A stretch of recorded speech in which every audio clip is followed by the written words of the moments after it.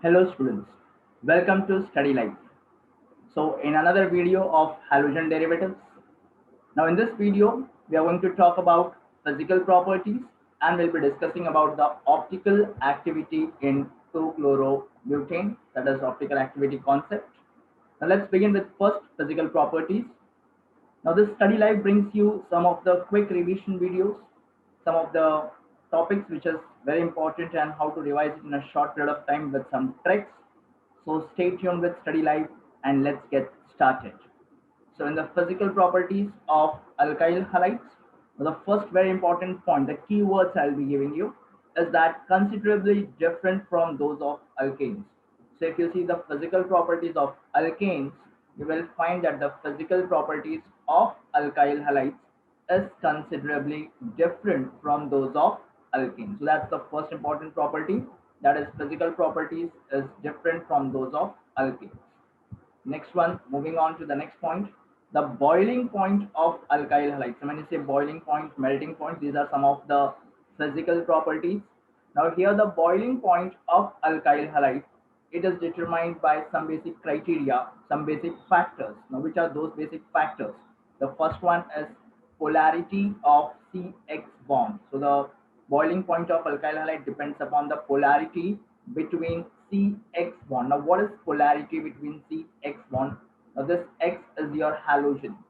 So it can be CCl bond, or it can be CBr bond, or it can be Ci bond. So that is CX bond, the polarity between the two bonds. And also it varies depending upon the size of the halogen atom. So as we move from top to bottom down the periodic table, what happens is the atomic size goes on increasing. So it is the size of the halogen atom: fluorine, chlorine, bromine, iodine, astatine. And the short form to remember this, again I'll give you here, this is now your fluorine, this is chlorine, this is bromine, here this is iodine, and finally you have astatine. Now the short form to remember this, the acronym to remember this is first class Biryani I8, that is fluorine, chlorine, bromine, iodine, astatine. First class Biryani I8, a trick to remember this. Yeah, moving on to the next point now. In the next point, it is talking about the nature of intermolecular forces. Now, what is that nature of intermolecular forces? It is the forces between the two molecules, that is the two molecules, between those two molecules, how there is force of attraction. Now, coming on to a very basic thing happening over here. Now, carbon is bonded to halogen. So, carbon atom is bonded to halogen atom. Halogen being more electronegative. This halogen is more electronegative. Now, when halogen is more electronegative, what this halogen will do? This halogen will pull an electron of carbon towards itself, and carbon gets a partial positive charge while halogen gets a partial negative charge. So see the statement very carefully. Carbon atom that is bonded to halogen atom acquires partial positive charge. So it is the carbon atom which is acquiring the partial positive charge while the halogen atom acquires the partial negative charge. So this is what is the partial positive and the partial negative charge in the picture very clearly to talk about. This is the partial positive charge and the partial negative charge taking place over here. Moving on. Now that's what makes the bond. What type of bond? It makes a polar covalent bond. So it's already a covalent bond. There is sharing of electrons. But along with that sharing of electrons, what happens is fluorine gets a partial negative charge, carbon gets a partial positive charge, and that makes it to be formed as polar covalent bond. So this is formation of polar covalent bond. Now this is a very interesting example to talk about. The bond is given to you, bond length is mentioned, bond enthalpy, and the dipole moment. Now let's talk about this first, bond length. Now if you see, smaller the bond length or lesser the bond length, you can see this over here. This is 139, then 178, then 193, and 214. So bond length is what is happening to the bond length. The bond length is gradually increasing. Now, when the bond length gradually increases, bond enthalpy gradually decreases. Means what? Means if the bond length is less, the force of attraction is more. And if the force of attraction is more, it is difficult to break the bond. अब 139 तुम्हारे पास bond length है, bond enthalpy 452 है, तो जाहिर सी बात है कि बॉन्ड लेंथ जैसे जैसे बढ़ता जाएगा, बॉन्ड लेंथ मतलब दो बॉन्ड के बीच का डिस्टेंस, तो बॉन्ड लेंथ जैसे जैसे बढ़ेगा तो फोर्स ऑफ अट्रैक्शन कम हो जाएगा। So when this force of attraction is less, तब आराम से वो बॉन्ड इजीली ब्रेक होने लगेगा। सो 139, 178, 193, 214, अब क्या हो रहा है, बॉन्ड लेंथ धीरे धीरे बढ़ रहा है। जब बॉन्ड लेंथ बढ़ेगा तो बॉन्ड एंथैल्पी क्या होगा, बॉन्ड एंथैल्पी कम होते जाएगा। नेक्स्ट क्या बात है, नेक्स्ट है उसमें डाइपोल मोमेंट। डाइपोल मोमेंट किस पे डिपेंड करता है, यस इलेक्ट्रोनेगेटिविटी का डिफरेंस की बात चल रही है यहाँ पे। तो डाइपोल मोमेंट भी देख लो अभी, C F, C C L, C B R, C R, तो डाइपोल मोमेंट भी डिक्रीज होते जा रहा है। 1.847, 1.860, 1.830, 1.636, तो बॉन्ड एंथैल्पी भी जैसे चेंज हो रहा है वैसे ही डाइपोल मोमेंट में भी वेरिएशन दिखाई देगा। So this is about the physical properties basic discussion that we are doing. Next is regarding this boiling point.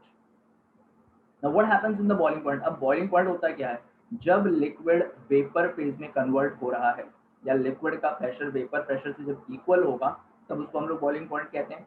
Now what happens here in the boiling point is it is considerably higher than that of alkene.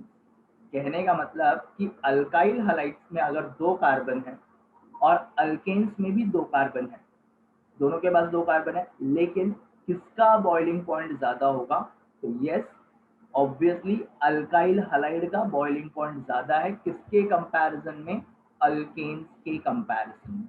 So in comparison to alkanes they will have higher boiling points. Now what are the reason for that, इसके लिए reasons क्या क्या है। So the first important reason is high polarity.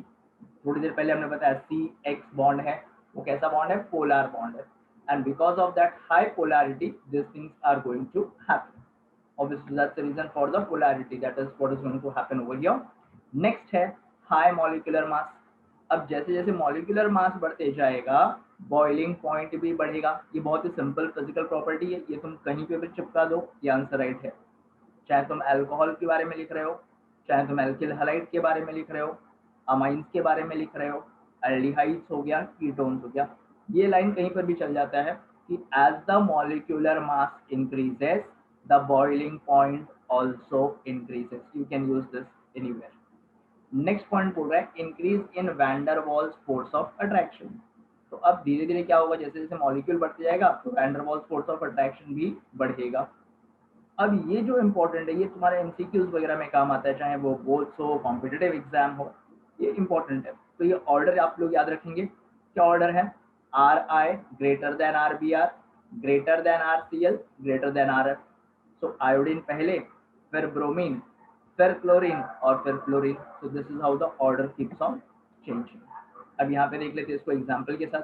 Hello alkane boiling point H F, अगर R F है मेरे पास, are मतलब यहाँ पे CH3F है, तो उसका बॉइलिंग पॉइंट 194 है। अगर वही CCl होता तो 248, उससे ज़्यादा। CBr है तो और ज़्यादा, और CI है तो और भी ज़्यादा। तो धीरे धीरे क्या होते जा रहा है, बॉइलिंग पॉइंट बढ़ते जा रहा है। कहाँ से कहाँ तक, फ्लोरीन से लेकर के आयोडीन तक। तो you have this value here, CH3F least है, देन CH3Cl उससे थोड़ा ज़्यादा, Br और ज़्यादा, और I सबसे ज़्यादा।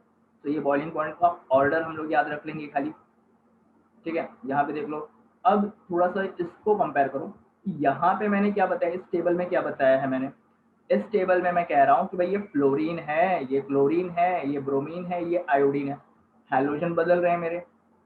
अब यहाँ का टेबल जो तुम्हें मैंने एक्सप्लेन किया है, इस टेबल में मैं क्या बताने की कोशिश कर रहा हूँ, मैंने हैलोजन अलग नहीं किया है, हैलोजन मेरा सेम है, क्लोरीन क्लोरीन क्लोरीन क्लोरीन, लेकिन फर्क क्या है, तो मेरा मॉलिक्यूलर मास बढ़ते जा रहा है। कैसे, तो कार्बन एटम चेक कर लो भाई, यहाँ पर एक कार्बन एटम है, यहाँ पर दो कार्बन एटम है, यहाँ पर तीन कार्बन एटम है, यहाँ पर चार कार्बन एटम है।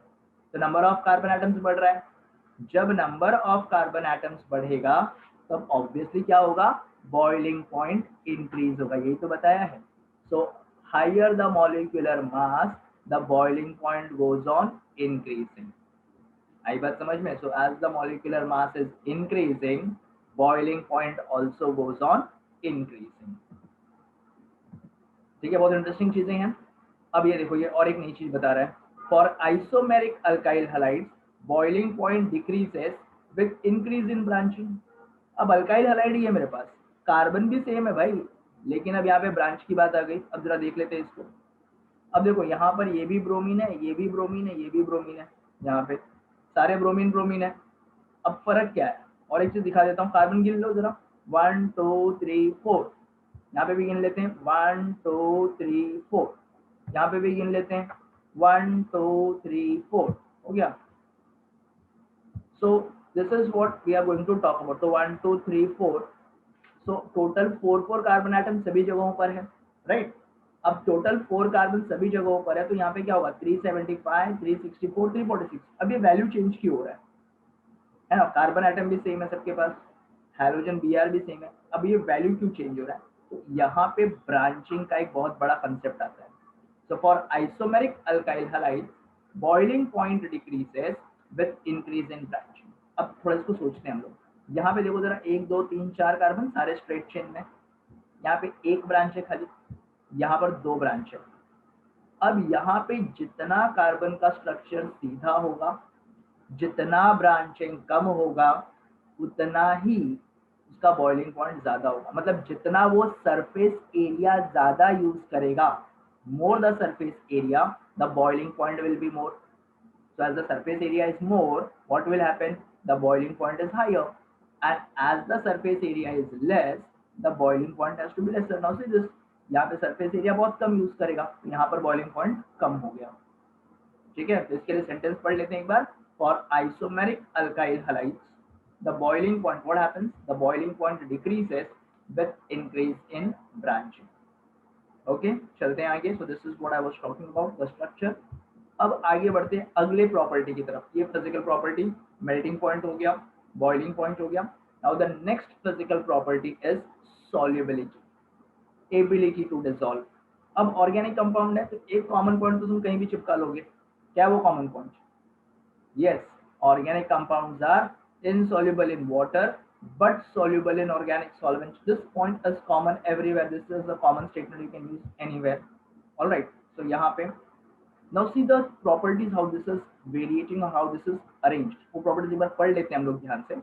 Although moderately polar, insoluble in water. अब बहुत बार क्या होता है, दिमाग में आता है like dissolves like, ये पढ़ा है हमने, like dissolves like। अब बोलोगे सर हैलोजन डेरिवेटिव्स आप बता रहे हो, तो CX बॉन्ड आपने पोलर बताया, वाटर भी सर पोलर सॉल्वेंट है, तो अगर वाटर पोलर सॉल्वेंट है, CX भी पोलर है, तो what happens, then you will say okay dissolve हो जाएगा। नहीं, स्टेटमेंट बहुत क्लियरली बताया है, ऑल्दो मॉडरेटली पोलर, पोलैरिटी बहुत ज्यादा डिफरेंट है क्या, या डिफरेंस CX के बीच में पोलैरिटी का डिफरेंस ज्यादा नहीं है, थोड़ा डिफरेंस है, and that is why the compound is insoluble in water। तो ये जो नॉर्मल ऑर्गेनिक कंपाउंड्स का प्रॉपर्टी है, that they are insoluble in water but soluble in organic solvents, ये वहां पे फॉलो होगा। Now why this is happening, वो रीजन भी बता दिया मैंने, as they can not form hydrogen bond with water. तो यहाँ पे टेंडेंसी क्या है कि वो हाइड्रोजन बॉन्ड फॉर्म नहीं करेगा। किसमें सॉल्युबल है, तो वो सॉल्युबल है नॉन पोलर सॉल्वेंट में। किसमें सॉल्युबल नहीं था, पोलर सॉल्वेंट में सॉल्युबल नहीं था। सॉल्युबल किसमें है, नॉन पोलर सॉल्वेंट में। Next point, aryl halides also they are insoluble in water but soluble in organic solvents. तो अल्काइल हैलाइड और अराइल हैलाइड दोनों के प्रॉपर्टीज सिमिलर है सॉल्युबिलिटी के मामले में। अब थोड़ा सा कुछ खास कॉम्पिटिटिव एग्जाम के लिए एड ऑन मसाला है ये, melting point of para isomer is high compare to ortho and meta isomer. तो अगर मेरे पास डाई सब्स्टिट्यूटेड अल्काइल हैलाइड है, डाई सब्स्टिट्यूटेड समझ में आता होगा, डाई सब्स्टिट्यूटेड बनाते कैसे, स्ट्रक्चर बना के दिखा देते हैं आपको। डाई सब्स्टिट्यूटेड कैसे होता है, तो एक बेंजीन रिंग है आपके पास, अगर ये बेंजीन रिंग है, चलो इसको सर्कल बना लेते हैं, यहाँ पर एक हैलोजन है और यहाँ पर एक हैलोजन है, ये डाई सब्स्टिट्यूटेड है। लेकिन ये कौन से पोजीशन से डाई सब्स्टिट्यूटेड है, ऑर्थो पोजीशन से। अब ठीक है, अब इसको हम लोग इरेज कर देते हैं, चलो यहाँ से इसको इरेज कर दिया, ये नहीं है। अब दूसरा यूज कर लेते हैं। दूसरा क्या यूज करेंगे, दूसरा हम लोग यूज करेंगे कि यहाँ पर एक सब्स्टिट्यूशन है। अब ये कौन सा पोजीशन हो गया? Meta position. पहले क्या था? ऑर्थो, अब क्या है? Meta position. चलो और एक एग्जांपल देख लेते हैं इसके अलावा और क्या हो सकता है। तो इसको भी इरेज कर लेते हैं। चलो इसको भी हटा दिया हमने। अब आगे बढ़ते हैं। Now if it is positioning somewhere here, अगर यहाँ पे कहीं पोजीशन करता है, ये कौन है भाई? ये पैरा पोजीशन है। So ortho derivative, meta derivative, para derivative, तीन डेरिवेटिव पॉसिबल है। लेकिन इन तीनों डेरिवेटिव में मेल्टिंग पॉइंट में क्या खिचड़ी पकती है वो ध्यान देना है। Melting point of para isomer is high. Melting point किसका ज्यादा है? पैरा आइसोमर का मेल्टिंग पॉइंट ज्यादा है as compare to what? As compare to ortho and meta. इसका मैंने पहले भी वीडियो में बताया था कि अगर पैरा कंपाउंड्स है, पैरा आइसोमर है, तो वो ज्यादा स्टेबल होता है।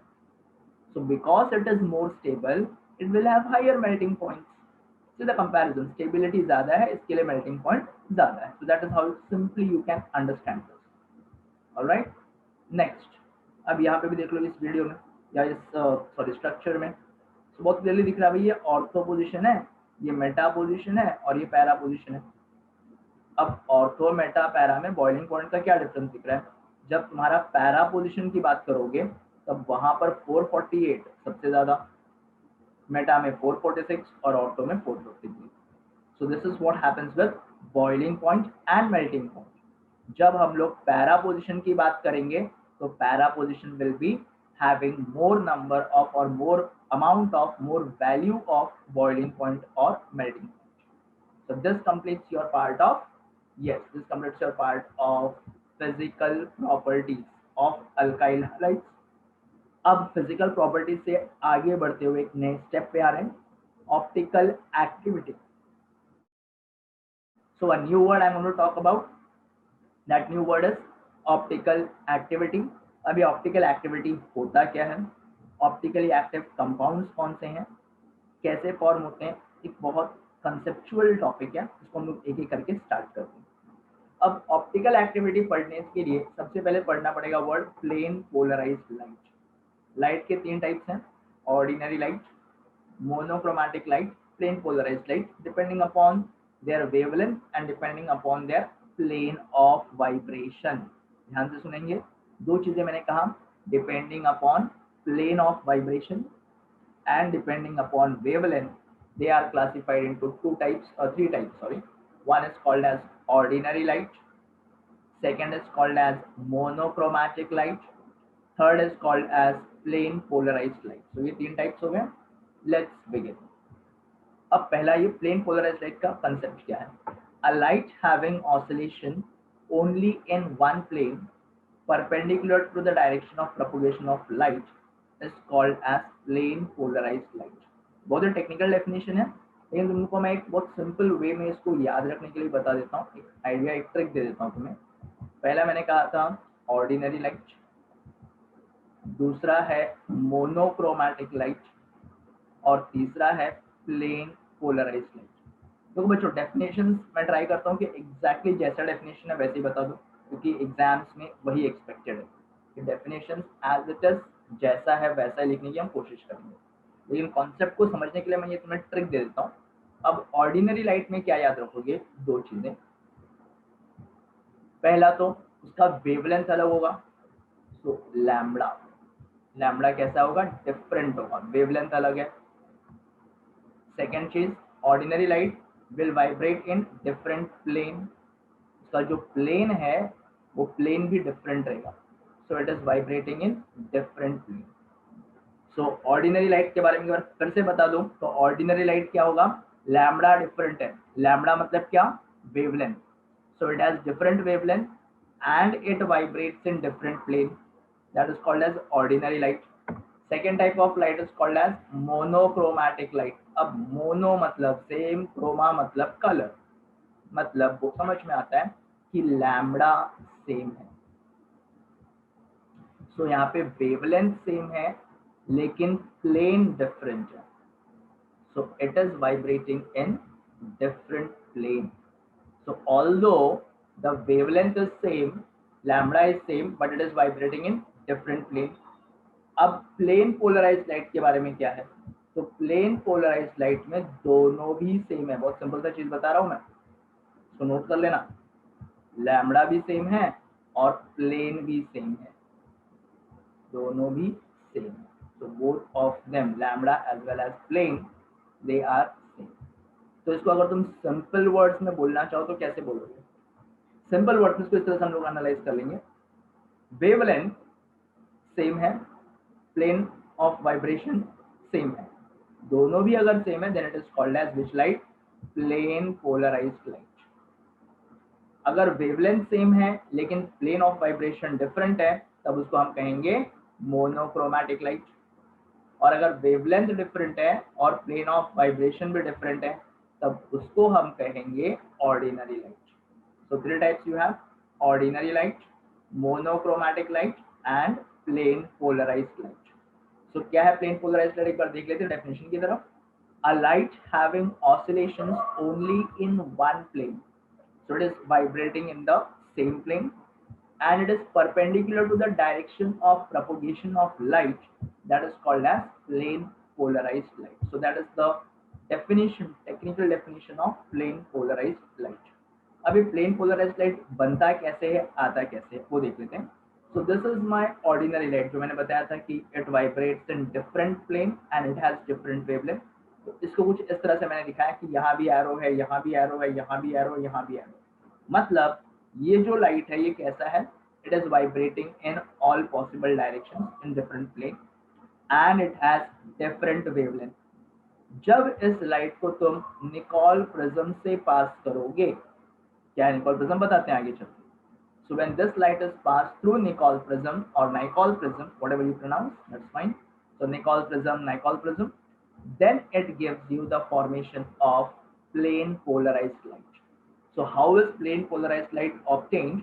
For obtaining plane polarized light, the ordinary light is allowed to pass through Nicol prism and that gives you the formation of plane polarized light. So this is how the formation of plane polarized light takes place. Moving on. अच्छा, optical activity की बात चल रही है। Optical activity कोई भी compound नहीं दिखाएगा ऐसे ही। ऑप्टिकल एक्टिविटी दिखाने के लिए उसके पास एक आई कार्ड होना जरूरी है। अभी कौन सा आई कार्ड है? तो आई कार्ड है कायरल कार्बन एटम का। जो भी मॉलिक्यूल आप स्टडी कर रहे हो, अगर उसे ऑप्टिकल एक्टिविटी दिखाना है तो it should show something called as a symmetric carbon, or it should show something called as chirality, and that is what is the topic: chiral atom and molecular chirality.